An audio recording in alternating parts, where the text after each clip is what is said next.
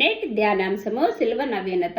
యోహాను సువార్త 3:5 యేసు ఇట్లనెను, ఒకడు నూతనముగా జన్మించితే గాని పరలోక రాజ్యంలో చేరడం నిశ్చయంగా మీతో చెప్తున్నాను అంటున్నాడు.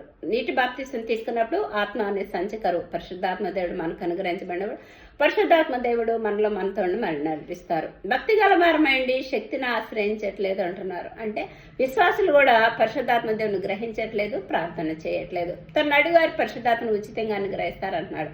పరిశుద్ధాత్మ అభిషేకిస్తే మనోనేత్రాలు తెరిచి దర్శనాలు చూపిస్తారు, చెవులు తెరిచి దేవుని స్వరం వినిపిస్తారు. మహాదేవుని చిత్తము యేసే ప్రేమ మన హృదయంలో కుమ్మరిస్తారు. పాత నిబంధన గ్రంథంలో మహాదేవుడు ఆత్మ కుమ్మరించినప్పుడు వెలుగు అగ్నిగా దిగి వచ్చేవాళ్ళు, దేవుడు తన చిత్తాన్ని వాళ్ళ ద్వారా నెరవేర్చుకునేవాడు. నూతన నిబంధన గ్రంథంలో పరిశుద్ధాత్మ దేవుడు పావురంలాగా యేసుక్రీస్తు మీదకి దిగి వచ్చారు. యేసే పునరుద్ధాన శక్తి తర్వాత పరిశుద్ధాత్మ దేవుడు ఒక ఆదరకర్తగా మనిషి రూపంలో ఉండి మనతో కావాల్సిన సహాయం చేస్తారు.